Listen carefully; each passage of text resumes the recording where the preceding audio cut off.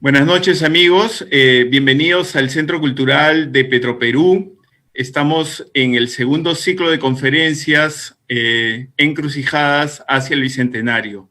Y este miércoles tenemos una invitada muy especial, la doctora Patricia Ruiz Bravo.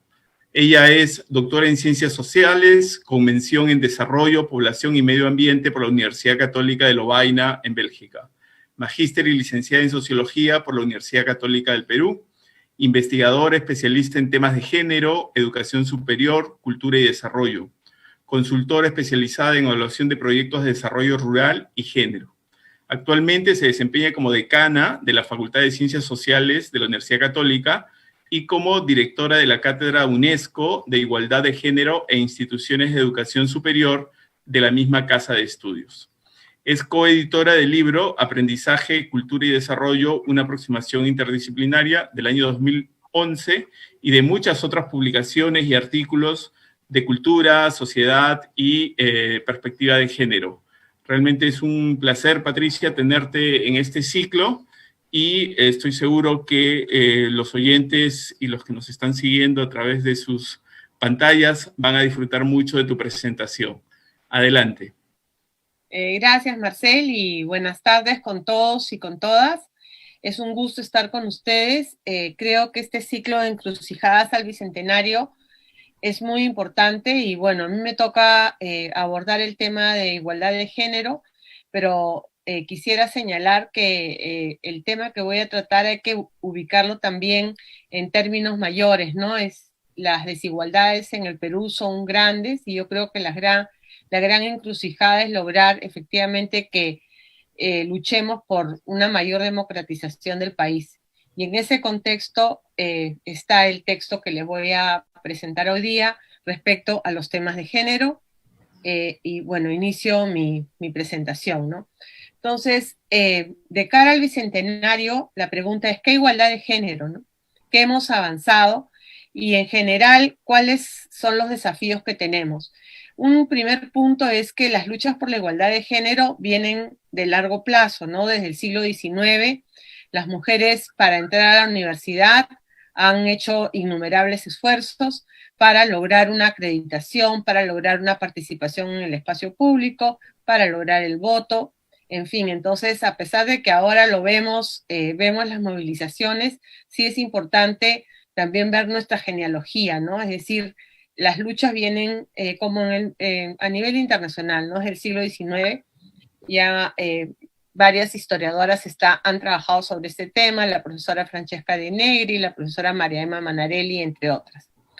Luego, cuando nos preguntamos qué igualdad de género hay, me gustaría señalarles de que esta es una preocupación internacional y nacional. Es decir, lo que nosotros podríamos lograr tiene un respaldo en normativa internacional, ¿no? En el año 1995 fue la última conferencia internacional de la mujer en Pekín y se hizo una plataforma de acción precisamente en lo que era participación política, trabajo, educación, para lograr una equidad a los 25 años, ¿no? Entonces, esta plataforma en realidad debería haber servido para orientar a los gobiernos en procesos de transformación que lograran una mayor igualdad entre hombres y mujeres.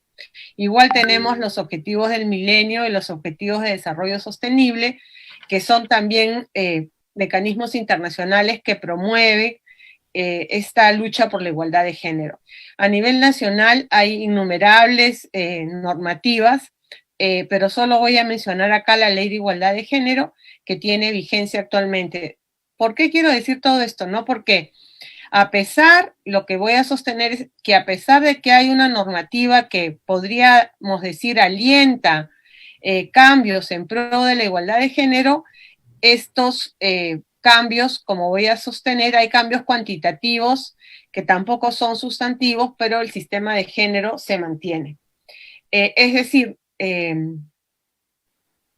hay avances, porque tampoco vamos a negar lo que hay de avances, pero también hay resistencias, ¿no? Por eso es que la ponencia o la conferencia se llamaba Resistencias y Movimientos, porque estos cambios no es como decir vamos a construir 5 kilómetros más de carretera, ¿no? Y avanzamos, sino que los cambios en la igualdad de género se enfrentan a oposiciones, a grupos que no quieren esta igualdad de género, tanto porque piensan que las mujeres son de una categoría inferior como por temor a perder los privilegios.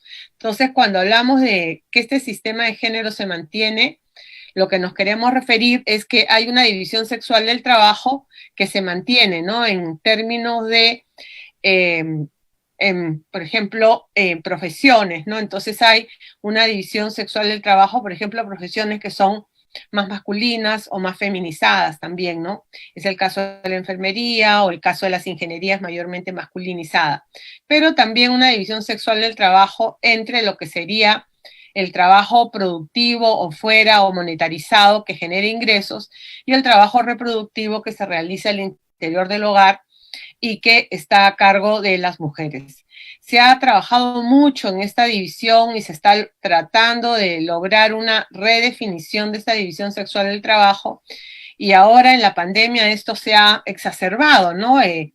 Ya de por sí había una división sexual del trabajo bastante notoria, pero con la pandemia esto se ha vuelto peor. Los datos que tenemos es que debido al confinamiento, las tareas, digamos, reproductivas, de cuidado de los niños, de la educación escolar y de cuidado de los ancianos y mayores, ha recaído mayormente en manos de las mujeres. Entonces esto ha generado una sobrecarga de trabajo que también ha impactado en las mujeres que tienen empleos fuera del hogar porque tenían que hacer teletrabajo, además de ocuparse de las labores domésticas, de reproducción y de cuidado. Luego, otro tema que es vigente, que es lo que hay que cambiar, que es este sistema de género que es duro de cambiar, es que los espacios públicos son básicamente espacios masculinos, ¿no? O hay esta idea que el espacio público debe ser un espacio que es mayormente masculino. Luego tenemos roles estereotipados de género. Esto se ve mucho en lo que es la educación escolar, ¿no? Que todavía no cambia la manera que se enseña qué hacen niños y niñas. Luego hay una valoración desigual de hombres y mujeres, ¿no? Es decir, se valora mucho más lo que hacen los varones que lo que hacen las mujeres. Y hay una menor participación política de las mujeres. Entonces, nos referimos a un sistema de género desigual y siempre me gusta hacer una aclaración, ¿no? Lo que se busca, lo que buscamos, ¿no? Porque voy a ponerme por delante, lo que buscamos nosotros es que no haya desigualdad entre lo que hacen hombres y mujeres. Lo que buscamos es una igualdad. No es que querramos, digamos, borrar las diferencias, porque hombres y mujeres somos diferentes. O sea, lo que no queremos es que esa diferencia sea motivo para una desigualdad, ¿no? Entonces, no se trata de borrar las diferencias porque tenemos diferencias diversas, pero sí de que esta diferencia no sea motivo ni pretexto para generar desigualdades. Entonces, estos son los temas sobre los cuales hemos avanzado, pero hay temas pendientes. Entonces, hablando de las encrucijadas al Bicentenario, es primero mostrar que hemos avanzado, pero también cómo no se logra efectivamente una mayor igualdad. Entonces, ¿cuáles son los problemas pendientes? Violencia, que es el tema que más fuertemente se ha trabajado. Participación política, empleo, tiempo libre, educación, embarazo adolescente y finalmente voy a trabajar las movilizaciones y protestas como una manifestación de esta preocupación de las mujeres por su situación, ¿no? Es decir, que frente a los cambios lentos, cuando no escasos, las mujeres también se están movilizando, ¿no? No es que estén pasivas o que estén esperando que los cambios vengan de arriba hacia abajo. Hay una movilización que es lo que voy a tratar al final. Entonces, solamente quería poner, porque siempre me he dado cuenta de que cuando hablamos de estos temas es mejor también poner alguna información, se me fue, alguna información, ¿no? Entonces, por ejemplo, el feminicidio en el Perú, acá hay dos curvas, pero que una es del MIMP y otra es del Ministerio digamos, una es del Ministerio de la Mujer, la otra es del Ministerio Público. Entonces, como ustedes ven, el feminicidio sigue creciendo, ¿no? En un momento bajó en el año 2014, que es este punto, pero luego ha vuelto a subir, ¿no? Y ahora también en los últimos tiempos de pandemia también ha subido el feminicidio y también la violencia, ¿no? Entonces, lo que es también importante señalar es 6 de cada 10 víctimas tenían entre 18 y 34 años y 9 de cada 10 personas de los que habían violentado eran pareja, ¿no? Esto es muy importante porque eso significa que en la pandemia, por ejemplo, ¿no? Que se suponía que la casa era un lugar seguro, también los datos han mostrado que la casa, mientras que para muchas personas, varones o jóvenes, era un lugar seguro, para las mujeres era un lugar inseguro, porque era el lugar donde estaban las parejas que las violentaban o en algunos casos, perdón, ejercían esta violencia que era mortífera, ¿no? Luego, en lo que es participación política, nosotros podemos ver, por ejemplo, que las gobernadoras regionales, ¿no? Desde el 2006 al 2018. En el 2014 hubo una, que era la gobernadora de Arequipa, pero luego bajan. Y alcaldesa provincial ha aumentado un poco, pero 3% de todos los alcaldes del Perú son mujeres. 3%, ¿no? Yo me pregunto si fueran más alcaldesas, de repente el trabajo en la pandemia hubiera sido diferente. Esa es una hipótesis mía, pero lo que les quiero mostrar es la escasa participación política de las mujeres, ¿no? En cargos de elección. Por supuesto que me pueden decir, seguro Marcel, que bueno, que ahora tenemos una primera ministra, la presidenta del Poder Judicial, la presidenta del Congreso, que son muy buenas noticias, ¿no? Pero esto no asegura, como sabemos que el espacio político también es bastante efímero, tampoco asegura una mayor participación o presencia, ¿no? Y lo que es preocupante es que estos cargos a los que me estoy refiriendo en este momento son cargos de elección popular, ¿no? Y tiene que ver con las listas que se presentan.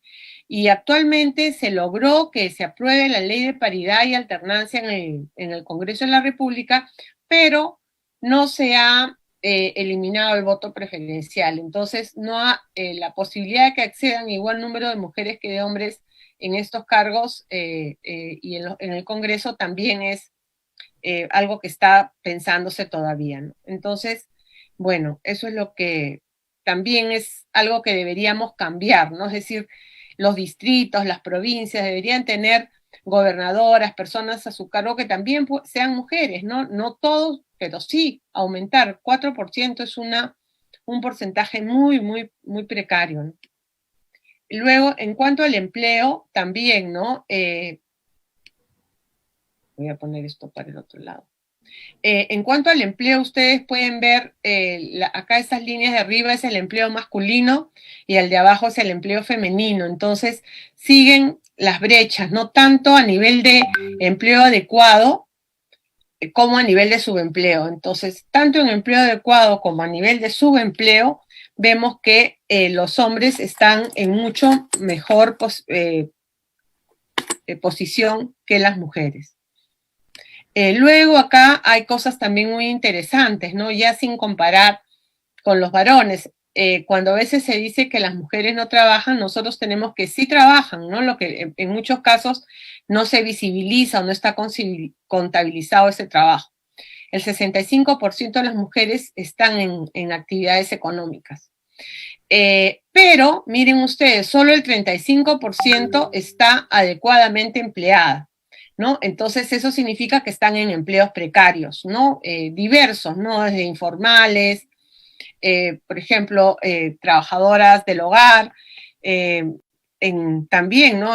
Ahora que ha salido el problema con las empresas agroexportadoras, yo hice un estudio sobre las mujeres en el espárrago y ganaban porcentajes menores que los hombres. Era una población que que no estaba adecuadamente empleada, ¿no? Solo y el 80% es empleo informal, ¿no? Entonces, esto también se ha visto afectado por la pandemia, porque precisamente el empleo informal es el que más se ha caído, ¿no? Y es además los que más han luchado por salir antes o tratar de, digamos, buscar estrategias de sobrevivencia, porque como viven al día, el confinamiento hacía también muy complicada su existencia, ¿no? Bueno, la brecha salarial también era un tema que les quería señalar, porque el, hay, además de que el tipo de empleo es diferente, también la brecha salarial se refiere a cuánto porcentaje más ganan los hombres que mujeres, ¿no? Y entonces nosotros podemos ver acá que digamos, el empleo público, en los servidores civiles, hay 14% es la brecha anual para el 2020, mientras que en lo que es el sector privado, el 30%, es decir, los hombres ganan 30% más que las mujeres, y si ustedes ven, a pesar de que ha bajado, tampoco ha bajado tanto, ¿no? O sea, por eso decimos, se mejora un poco, pero todavía las brechas permanecen, ¿no? Entonces esas son las cosas que nosotros debemos cambiar para en los años que vienen, ¿no? Porque no habrá democracia si no hay una igualdad entre hombres y mujeres. Esta también es muy importante, que es la encuesta del tiempo libre, ¿no? ¿Cuánto tiempo libre tienen hombres y mujeres?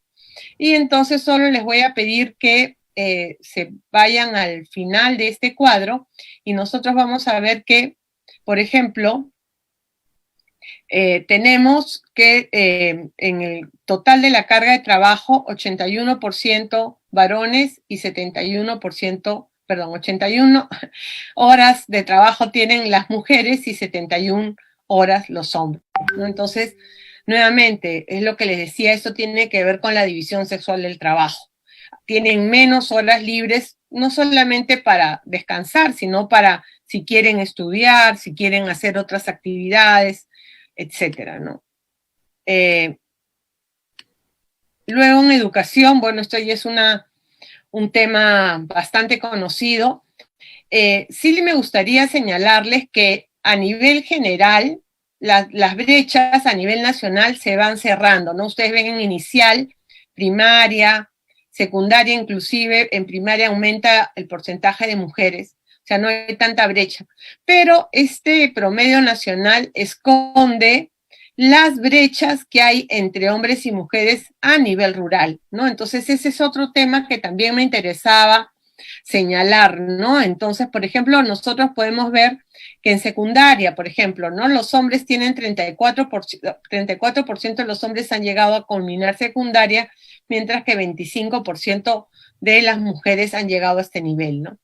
Y en el caso de sin nivel, también, nuevamente, ¿no? Casi 20% de las mujeres de zonas rurales, ¿no? No tienen educación. Y ustedes saben que la educación es algo, es un elemento básico para lo que significa luego el empleo adecuado, los ingresos y la posibilidad de progreso y desarrollo. Entonces, y finalmente en términos de datos, el embarazo adolescente, que también influye, ¿no?, en las posibilidades de las mujeres de tener una vida, digamos, en la que puedan desarrollar sus habilidades, sus capacidades, ¿no? Entonces, 13% de las mujeres entre los 15 y 19 años han estado embarazadas, mientras que los hombres de la misma edad, solamente un 1% son padres. Esto quiere decir que son mujeres que salen embarazadas y luego tienen que, digamos, hacerse cargo de los hijos, ¿no? O sea, son mujeres que no tienen parejas. Y el embarazo de las mujeres jóvenes, como ustedes saben, también es un riesgo en términos de mortalidad materna y en términos de lo que significa el desarrollo no solamente emocional, sino físico y psíquico, ¿no? Entonces, en muchos de estos casos, su proyecto de vida, su incorporación a la educación, o al mercado, se van a ver mermados, ¿no? Y este embarazo tiene que ver con educación sexual, con la capacidad de pensar en nuevos caminos para las mujeres. Entonces, este es un poco el panorama antes de pasar a la segunda parte de la exposición, que vienen a ser movimientos y resistencias. Es decir, esto es lo que está pasando. Como vemos, han habido avances importantes en términos de números, pero las brechas continúan y entonces tenemos un desafío en términos de los indicadores y variables claves, ¿no? Como es educación, empleo, ingresos, embarazo, violencia. Entonces esa es una tarea que tenemos por delante, más aún cuando, como les he señalado, la legislación nacional y la legislación internacional nos permiten, digamos, hacer lo que tendríamos que hacer en este camino, ¿no? No hay, al contrario, tenemos todo para hacerlo y la pregunta es entonces, ¿por qué no se hace, no? Y básicamente, ¿por qué no se hace? Porque hay resistencias, ¿no? Resistencias en las diferentes instancias en las que se toman decisiones porque no hay un enfoque de igualdad de género. Sin embargo, también yo quisiera referirme solamente para mostrar que las mujeres también no se han quedado de brazos cruzados. Algunas movilizaciones que se han hecho en los últimos años y que han puesto entonces el tema en el espacio público, ¿no? Voy a referirme brevemente a dos tipos de movilizaciones, ¿no?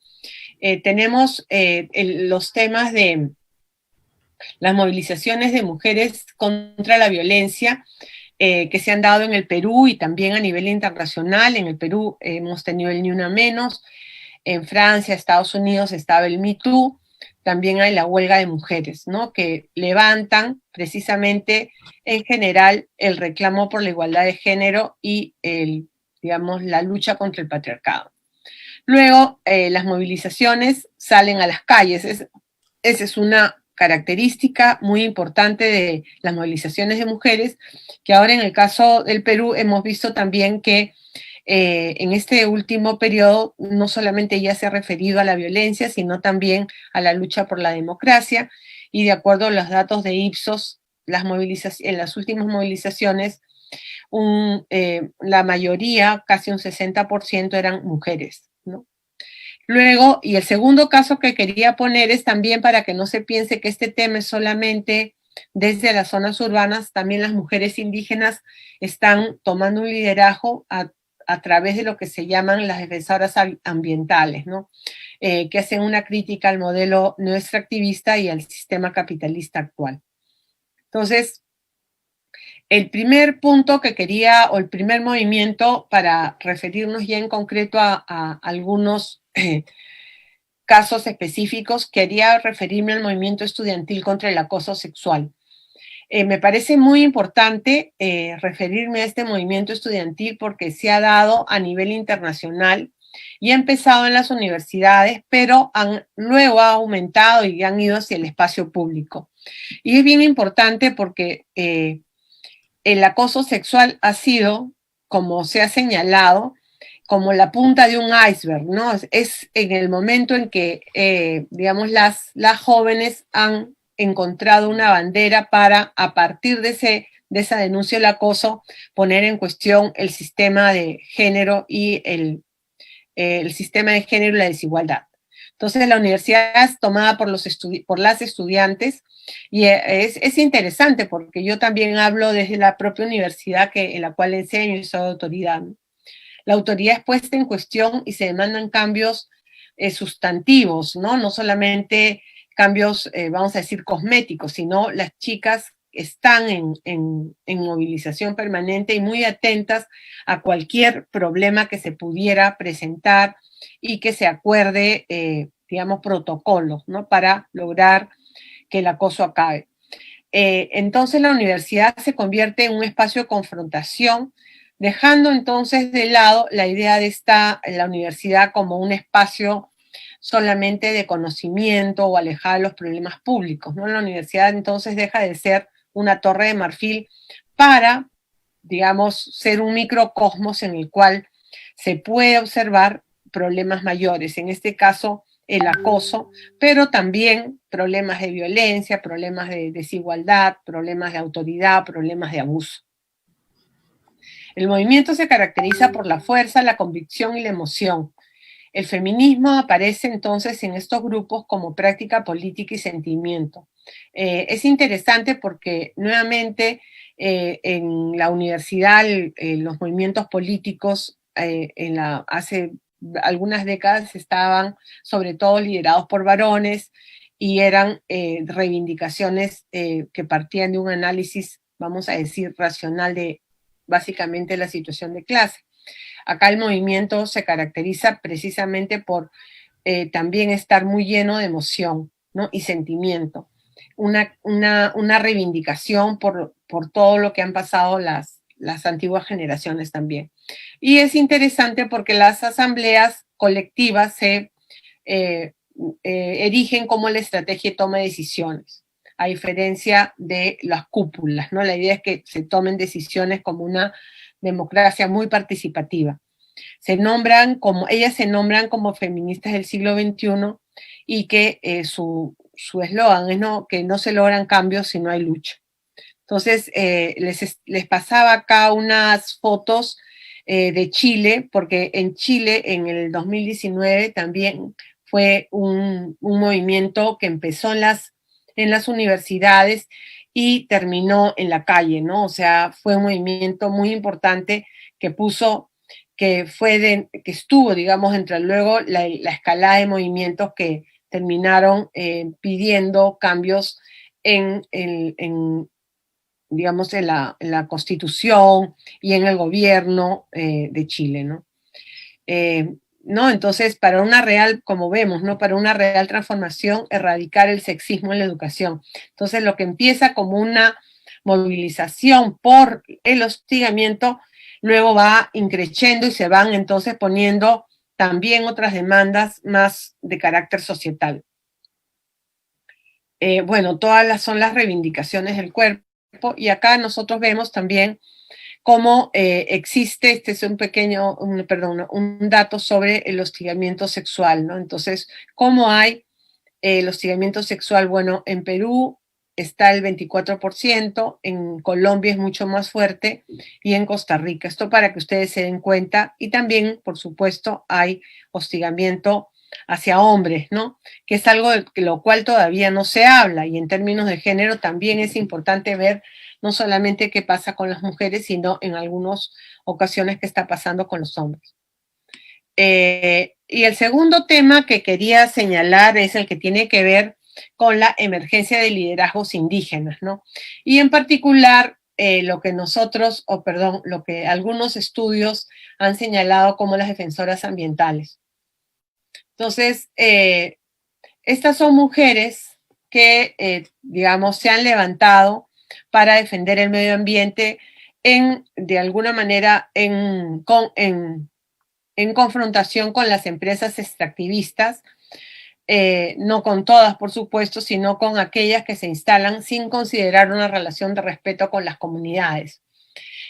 Los estudios demuestran que por qué se dan estos conflictos, ¿no? Porque en la mayoría de ocasiones, cuando hay estos conflictos y cuando hay estas defensoras ambientales, las empresas no consideran los perjuicios que la actividad puede generar. De alguna manera hay como vamos a decir, un desconocimiento de que hay comunidades que están alrededor, ¿no? Que se van a impactar. Es como si esas comunidades estuviesen invisibles, ¿no? Como cuando alguna vez se decía que la selva estaba desierta, ¿no? Pero no está desierta, y hay poblaciones, comunidades.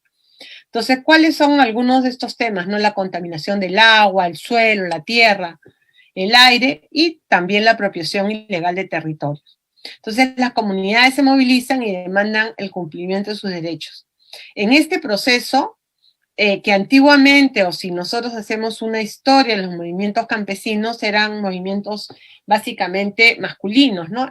Lo que por eso les quiero señalar es que en estos temas que tienen que ver con el medio ambiente es que las mujeres empiezan a tomar un protagonismo, y tiene que ver también con la relación que ellas establecen con el territorio y con el cuidado del medio ambiente, donde entonces se empiezan a tener un mayor liderazgo.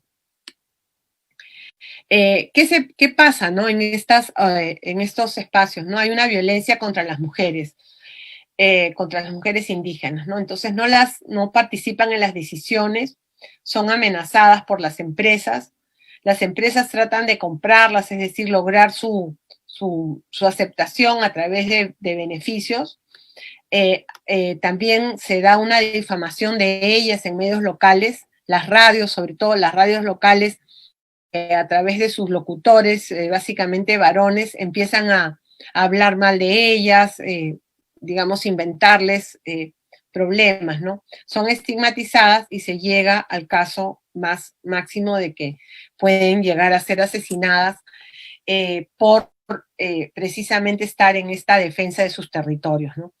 Y bueno, también es necesario decir de que ellas en muchas ocasiones también tienen oposición por parte de sus padres y otras organizaciones indígenas. O sea que también no solamente se da un enfrentamiento con las empresas, sino también en ocasiones con sus propias comunidades, ¿no?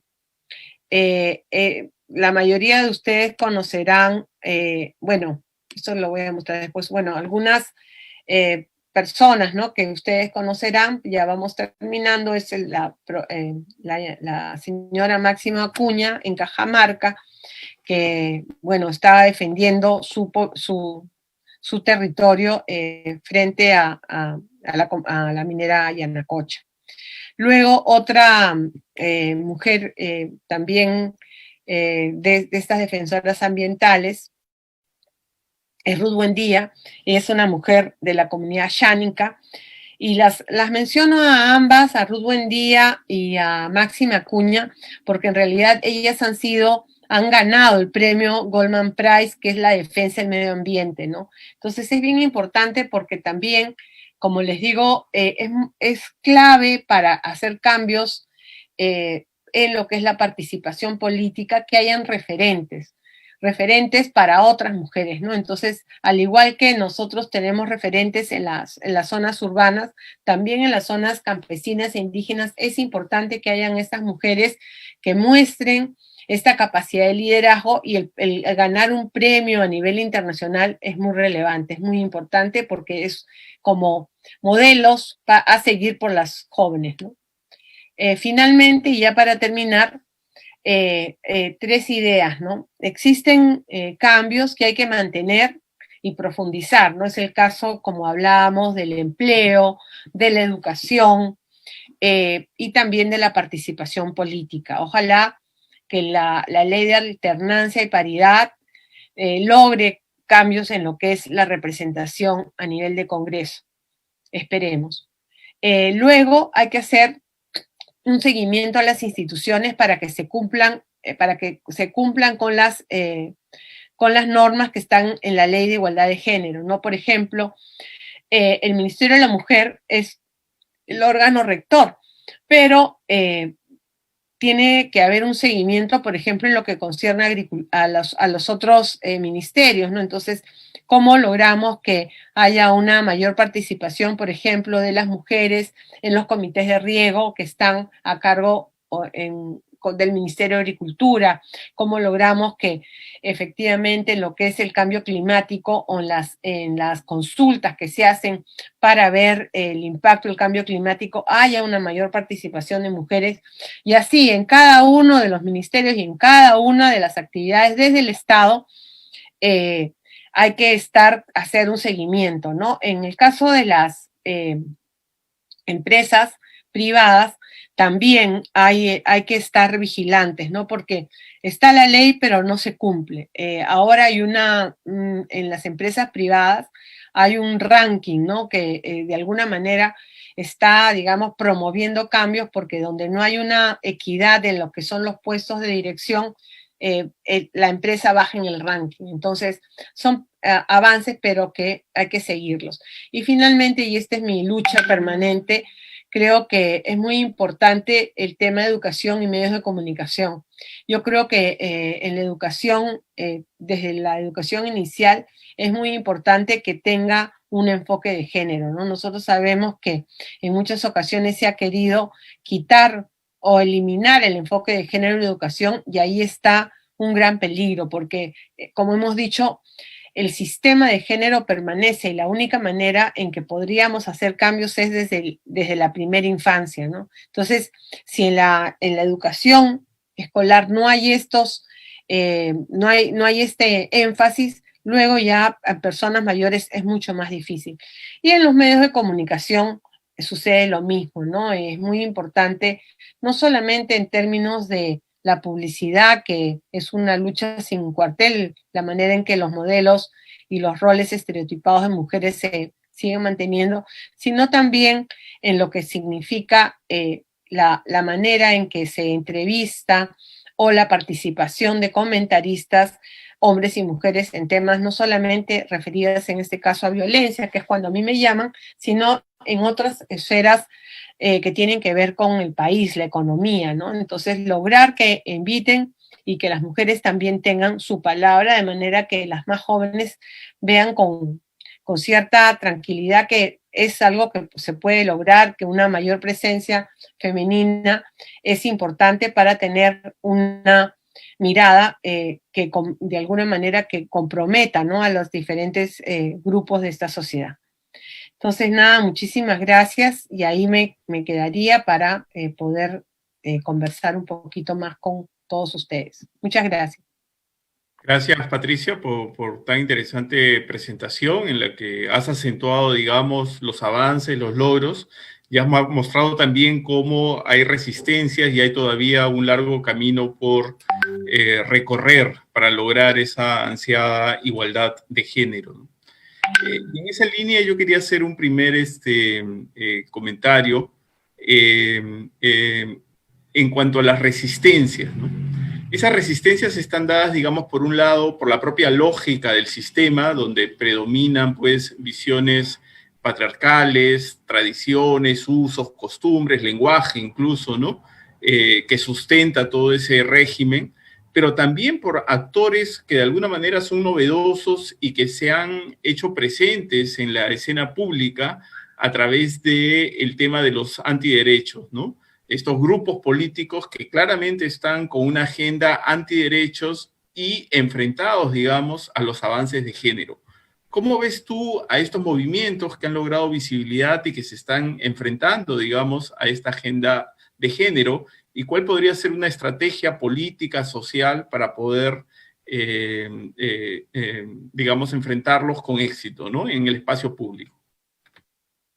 Bueno, gracias por la pregunta. Mira, estos grupos digamos, también nuevamente estos grupos hay que reconocerles que son una tendencia internacional, ¿no? Lamentablemente, no se trata solo de grupos, vamos a decir, conservadores, en el caso peruano, sino son parte de una tendencia internacional muy, muy conservadora.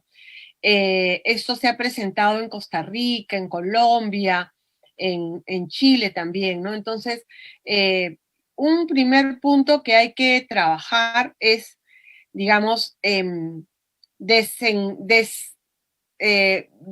es desenmascarar, sino desmontar el discurso que tienen, porque es un discurso que es mentiroso, ¿no? Que se señalan cosas que no son ciertas. Entonces, cuando se señala, por ejemplo, que esta ideología de género lo que quiere es homosexualizar a las personas, que quieren, digamos, meterse en la educación de los hijos, y por eso está también con mis hijos no te metas, y con argumentos que hay que desmontar, ¿no? Porque yo creo que estos grupos que también tienen, digamos, no solamente un asidero ideológico, político, conservador, sino también están vinculados a iglesias muy conservadoras, lo que quieren es perpetuar el statu quo a través del miedo, ¿no? Entonces hay esta idea de que si tú estás hablando de igualdad de género, lo que quieres es que el mundo se vuelva un caos, que no haya un orden, que la familia se destruya y que entonces venga pues Sodoma y Gomorra, ¿no? Entonces hay la exacerbación del miedo. Y yo creo que es un miedo que ellos tienen sería largo explicar toda la teoría que está detrás, pero sí creo que la única manera es desmontando las falsedades que sustentan su posición, ¿no? Nosotros cuando hablamos de igualdad de género, hablamos de igualdad. No queremos ni homosexualizar, ni destruir. Los que quieran ser una familia, pues serán.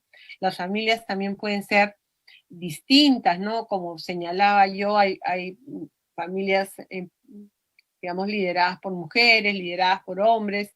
Esa es la realidad de nuestro país, ¿no? Y lo que queremos es que tengan derechos, que tengan, efectivamente, nosotros somos una sociedad democrática y se supone que el próximo año, hablando del Bicentenario, deberíamos estar celebrando que somos ciudadanos, ¿no? Todos, sin excepción, que cumplimos, tenemos los derechos, ¿no? Y creo que en muchas ocasiones, bueno, en este caso, el caso de las mujeres, ¿de qué libertad hablamos? A veces cuando, precisamente cuando quieren salir, son golpeadas, maltratadas, ¿no? O sea que no hay en los hechos la libertad por la cual peleamos en el siglo XIX.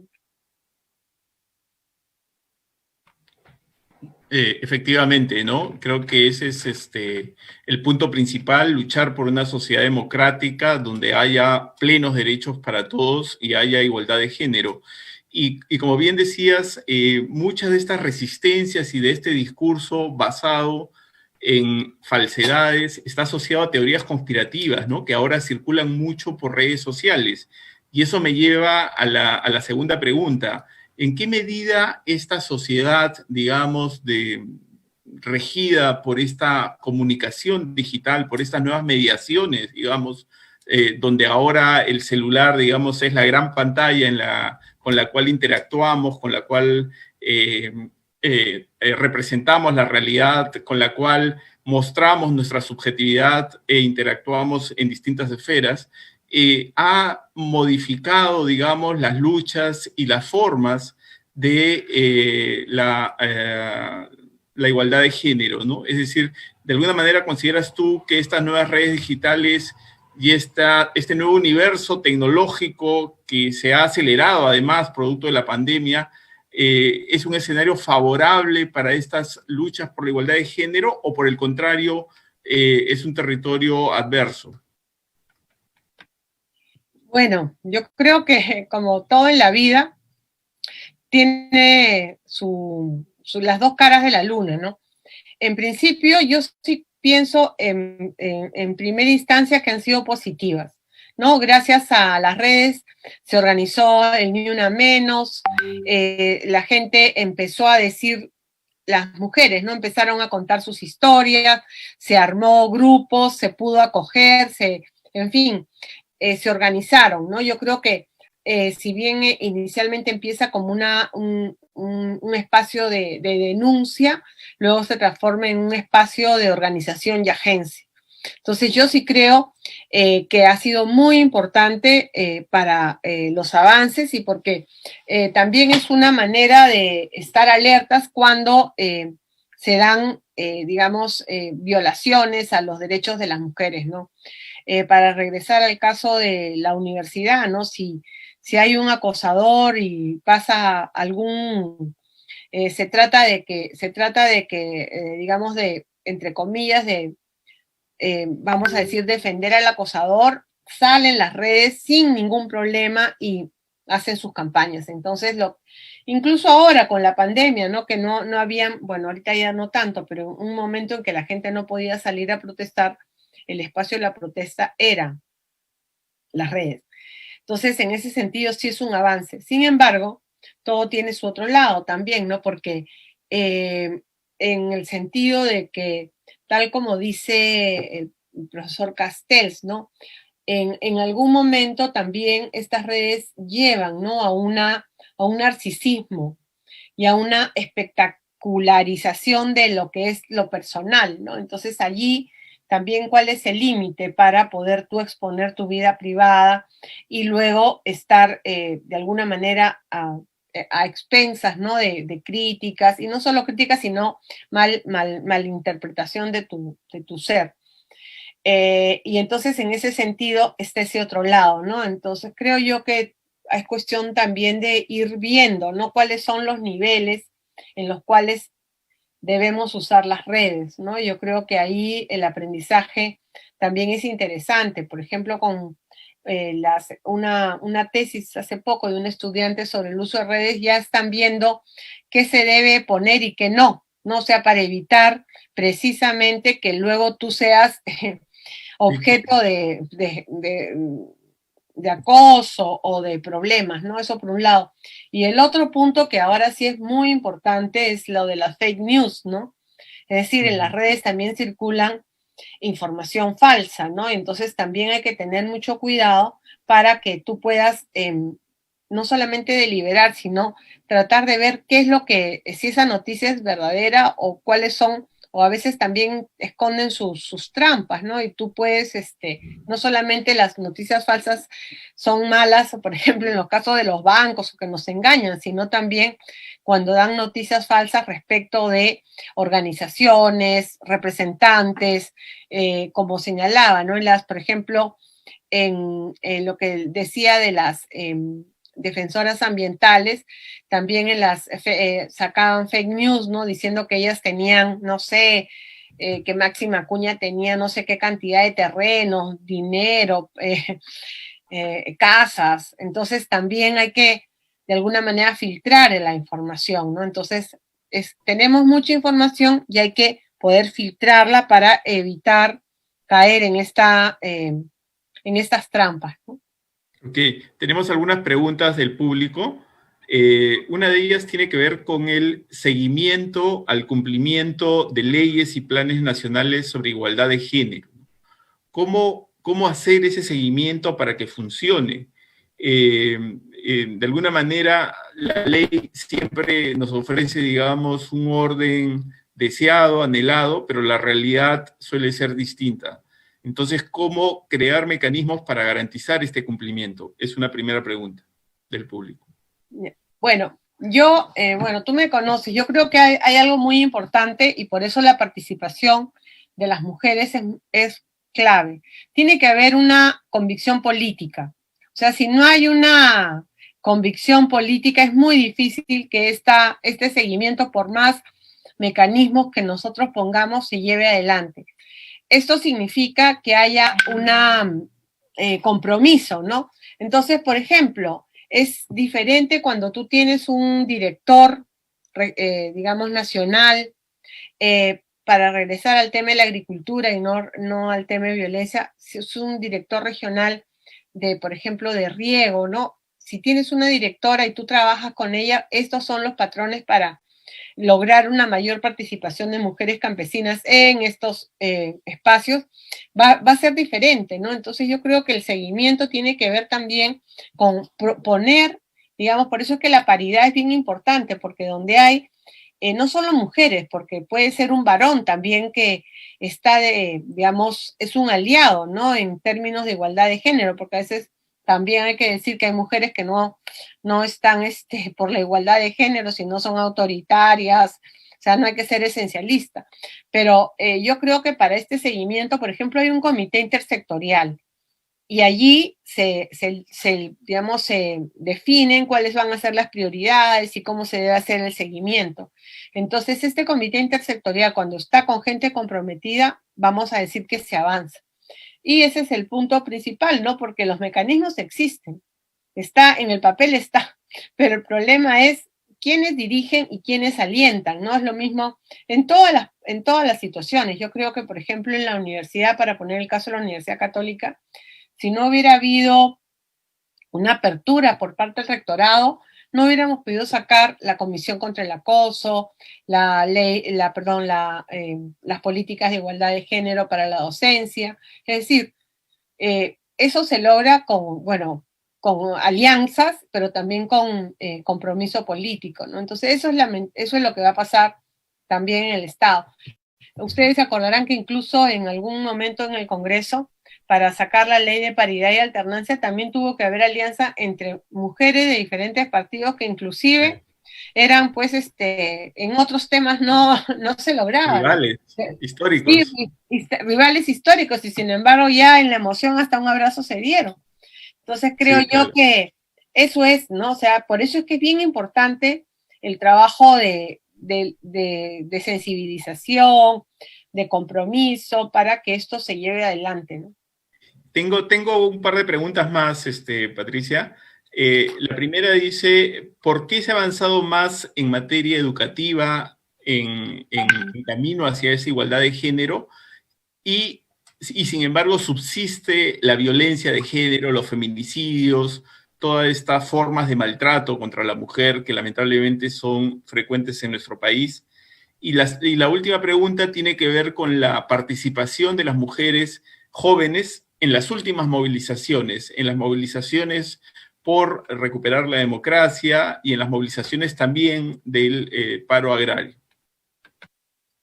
Ya, con respecto a la primera pregunta, yo creo que voy a tomar algunas palabras, o perdón, las ideas de la profesora Rita Segato, ¿no? Con respecto a la violencia. Entonces ella lo que señala es que el tema de la violencia hay que verlo desde el lado de las masculinidades, ¿no? Ella lo que dice es que el sistema patriarcal no solamente afecta a las mujeres, que es lo que yo un poco he señalado ahora en términos de desigualdad, sino también que impone a los hombres unos mandatos que terminan, digamos, afectándolos a ellos mismos, ¿no? Por eso es que Rita Segato dice en algunos momentos, los hombres deberían ser quienes lideren la lucha por la igualdad, porque así podrían librarse de ciertos mandatos. ¿Qué es lo que ella dice respecto a la violencia? Lo que ella dice es que la violencia de los hombres contra las mujeres tiene una, digamos, hay que entenderlos como una violencia expresiva, dice. Entonces, ¿qué significa esta violencia expresiva? Significa que cuando el hombre violenta a una mujer, lo hace, por supuesto, contra la mujer, pero lo hace para mostrarle a otros hombres que él sigue siendo el que tiene el poder. Entonces, por un lado, es esta expresión de una fortaleza, de un poderío, de una supremacía. Y esa necesidad de mostrar no es a la mujer, es al hombre, a los pares o lo que ella llama una cofradía masculina. Entonces, según su razonamiento, este hombre puede ser muy educado, pero igual está, digamos, preso, según la doctora Segato, de este mandato de masculinidad, ¿no? Esto se da en todas las clases sociales. Entonces, lo que sí es diferente es las luchas, ¿no? Por eso es que mencionaba que contra la violencia, después de muchos años ya ha surgido una mayor movilización cuando surgió el Ni Una Menos en Lima y en todo el Perú, a propósito del caso de la Arlet Contreras, que todo el mundo vio en la televisión que la pareja la arrastraba, la violentaba y sin embargo lo habían exonerado de culpa, ¿no? Entonces, esa indignación llevó al Ni Una Menos y a las marchas. Y la participación de estas muchachas, de las jóvenes, ¿no? En las últimas manifestaciones y en el paro agrario, creo que tiene que ver con, como señalaba en algún momento, con este hartazgo de las mujeres, ¿no? O sea, empieza con el acoso, pero según una autora, el acoso es como la palabra que digamos, ha juntado detrás de la palabra acoso, de la lucha contra el acoso, se juntan o se sintetizan múltiples demandas, ¿no? Demandas de igualdad, demandas de reconocimiento, la lucha por digamos, una mayor participación, o en el caso que vemos es también la lucha por la democracia, ¿no? Que estaría en estas movilizaciones, pero una democracia que supone no solamente ya la democracia en la casa, en las instituciones, sino la democracia a nivel del Estado y de la nación, ¿no? Y en el caso de las mujeres, creo que esa indignación, esa fuerza, esa lucha, como trataba de mostrar, estaba en las defensoras ambientales y estaba en las jóvenes. Entonces, al momento que surge, todas van a salir casi como un resorte, ¿no? Como que ha llegado un hartazgo. Por eso es que está también muy llena ahí las redes funcionan bastante bien y es como un tema que aglutina, ¿no? A una serie de, digamos, descontentos, de frustraciones, de indignación frente a la situación que viven, ¿no?